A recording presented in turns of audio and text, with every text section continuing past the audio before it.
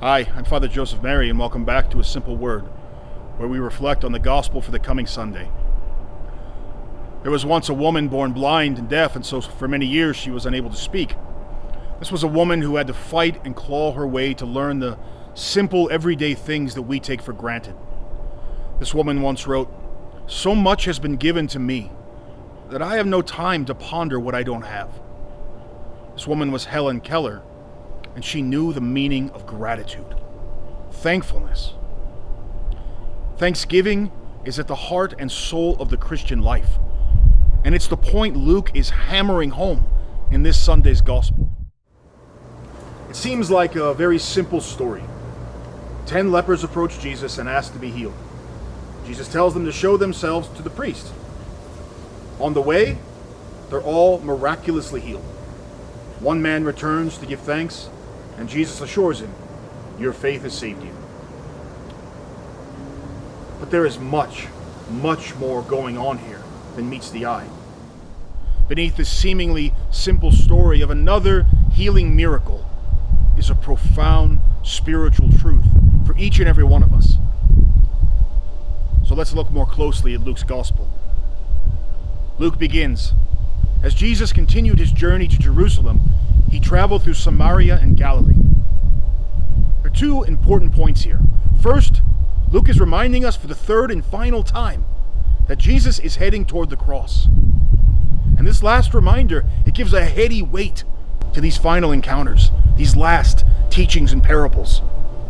Luke's telling us, take these things to heart. The second point is that the words traveled through are the Greek diameso, literally through the middle of. Jesus is traveling along the border edges of these two adjoining regions. He's in his preferred habitat, skirting the boundaries where the lost, the sinner, and the outcast dwell. Luke continues, as he was entering a village, 10 lepers met him. They stood at a distance from him and raised their voices, saying, "Jesus, Master, have pity on us." Why are these lepers standing at a distance? Because the dreadful sickness of leprosy was a scourge on the ancient world. It was so feared that as soon as the first white blotches appeared on the skin, the person was torn away from family, friends, and community, ostracized for the remainder of his days to the wilderness on the outskirts of the city.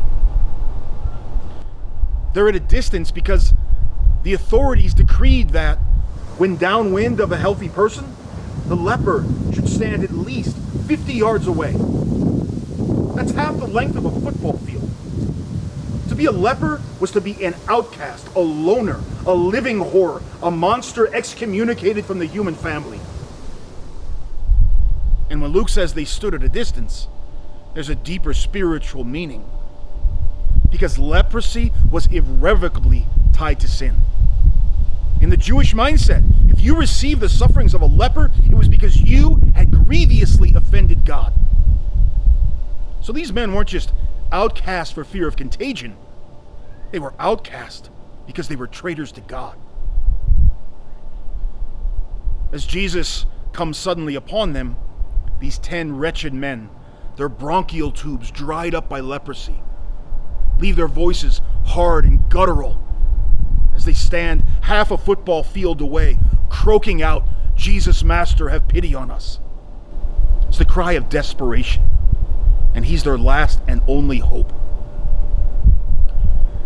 And the response of Jesus is amazing, because upon hearing them, he says, "Go and show yourselves to the priest." Why? He could have easily waved his hand and made them clean. He could have spoken a word of command and instantly healed them. He had already done this many times before. Why command them to show themselves to the priest? There were two reasons. First, because the healing of a leper was a messianic sign. Remember when John the Baptist sent messengers to Jesus, inquiring if he was truly the Messiah? What was his response? "Go and tell John what you have seen. Lepers are cleansed." Jesus sent these men to the priest as proof of his messianic claim. But there's a deeper reason he sent them. Because that was the Levitical law.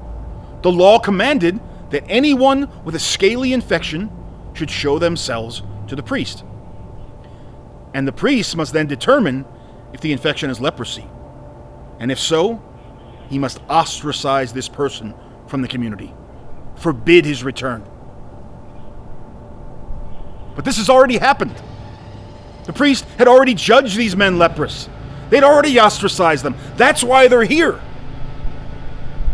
If these men return with leprosy to the very priest who condemned them, they're going to be stoned to death. And they know it. Jesus is asking them for an incredible act of faith.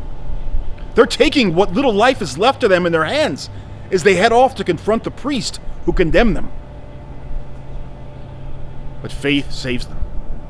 By being willing to lose their lives, they save their lives. Trusting in Jesus, they're healed along the way. When they arrive before Jesus now, they arrive as new men restored to their dignity, men who've been given their life back, men restored to the human family. But more than this, they arrive as living messianic signs. Then Luke tells us that of the 10, one of them, realizing he had been healed, returned, glorifying God at a loud voice. Notice the striking contrast. This man who had cried out in harsh, guttural croaks of suffering returns boldly crying out in glory of God. He had not received the grace of God in vain. But only one man has returned. He falls at the feet of Jesus, thanking him profusely. And then we get the slap in the face moment. He's a Samaritan. This scandalous detail recolors the whole story. Samaritans were Jews who had returned from exile as traitors. They had intermarried with other cultures, adopted foreign religious practices. They were hated traitors of the Jewish people. It was completely forbidden for a Jew to have any interaction with a Samaritan. Do you see the underlying spiritual pattern here? It's a pattern we should recognize because it's the pattern for our lives. This is our story too. It begins with life in sin, suffering, isolation, desperation. Enter Jesus Christ, seeking the lost sheep. Then follows the healing, the transformation, and the restoration. And finally, there's the converted sinner's response. Euchariston, the same Greek word we translate as Eucharist. The defining attribute of the redeemed sinner, of the converted Christian, must be Euchariston, thanksgiving. But is this how we live our lives? Is our everyday life filled with praise and thanksgiving to God? Again, this gospel reveals the condition of our hearts, because a lot of times we treat God like a genie in a bottle. When we're desperate, when crisis comes, we fall to our knees, we plead for help, we pray like a man awaiting execution. But when help comes, when the darkness is lifted, put the genie back in the bottle. We forget about the good things God has done for us. We're often just like the 9 lepers who went on their way. And you can't help but hear the sadness in Jesus' voice. Were not the 10 cleansed? Where's the other 9? As disciples of Jesus Christ, do we really live in the spirit of Euchariston? Because every good thing in our life is a gift. St. Teresa of Lisieux said, "He is highest above all things, from whom every good flows." When the sun breaks the clouds to strike your cheek on a chill day, when your head hits the softness of the pillow at night, the innocent smile on the lips of your infant child, the green of the trees, the crashing sound of the ocean waves, it's all a gift. Everything is a gift of the Father of mercies.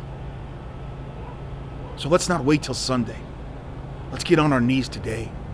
Let's examine how much goodness God has done in our lives. Let's truly live in the spirit of Euchariston. Thanks for listening to A Simple Word. I'm Father Joseph Mary, and we'll see you next time.